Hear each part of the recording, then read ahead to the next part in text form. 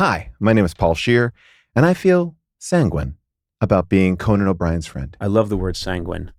Sanguine, it's not over the top, which is nice. No, it's and it also feels like it's a word that if you don't know what it means, it feels maybe it's like a bad word. Like it feels not like a sad word. A little bit. Yeah. Yeah, sanguine sounds a little like you're sad in kind of a sour way. Yeah, but it's not. And also, I'm going to point out, Paul, that and I am a big fan of yours, and I admire you greatly.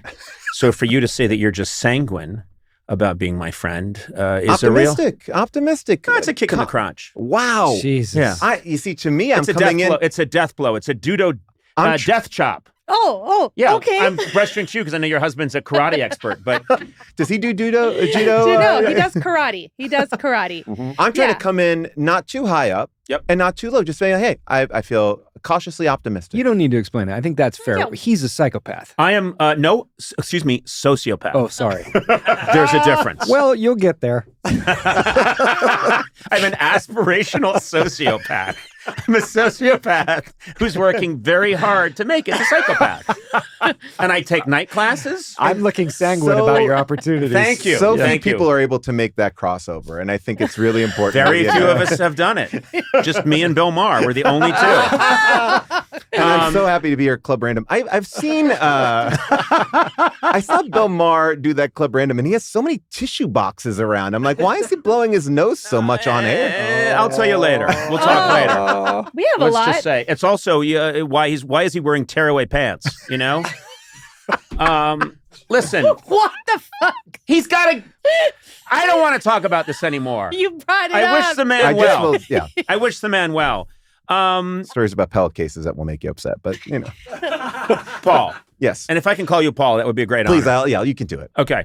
Paul, I've always enjoyed you, and then I had a great experience with you.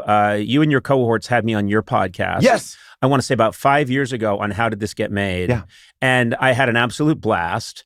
I believe we were talking about the film Look Who's Talking 2. Yes, where more babies are talking. I think in that one, even the dogs are talking, or... I think everything's talking. Inanimate objects, occasionally a chair will say, look at that baby, you know? And I think it was Danny, am I right? Is it Danny DeVito's? You may not remember because you guys do so many movies. We watch so many bad movies, but I believe you're right. I think it is Danny DeVito and like Roseanne Barr might have been the baby's name. Or not the baby's name, but the baby, yeah. And it's such a strange concept because the babies are talking, but they also have institutional knowledge about things that only adults would have. Yeah, like, I wish I had a cigar right now. It's like, it's one thing. I'm sorry, what's the concept again? You've lived a full life and you're trapped in a baby's body? Well, this is how all babies speak. That's what makes it so upsetting, because at one point they must get amnesia, right? Because while they can't speak, they're thinking all these horrible thoughts, like, "Oh, look at those boobs on that lady," and it's like, "Oh God," it's like, "Get me a drink," and it's like, "Well," and then Jeez, I could use a drink right now. God, I'd like to shtup her.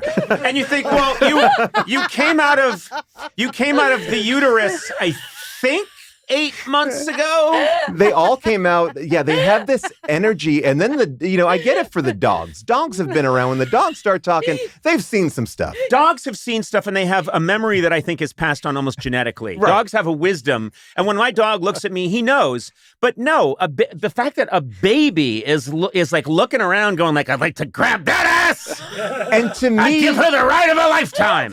And to me, to have a movie where you go in and pitch it, it's like, yeah, the babies are talking. But then there's also like this core like romance problem in the center of it. It is still about like a husband and wife, but they never interact with the talking babies. No. The babies are having their own subplot. Yeah. Not connected to the adults at all. Right.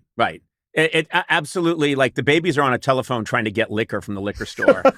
I haven't had a drink in 8 years. How old are you? 6 months. I do think in the third one, because we did the third one after you, that they do solve a crime. The babies do solve a crime. They see a burglar come in and they set up a trap in their baby language. They're able to communicate. In their baby language, meaning the language of people in their 50s. But by the way, they are telepathically communicating because they're not even speaking and they're just looking at each other. Here's what it's proof of, if nothing else, that if this movie is the reality, and I think it is a very truthful scientific movie. It was based in a lot of science. I believe that we are born in our highest, most elevated form, and then we de-evolve as we get older because we can speak telepathically. Right. We have long memories of a rich sexual past, even though we don't really have our secondary slightly sexual racist, slightly sexist. Yeah.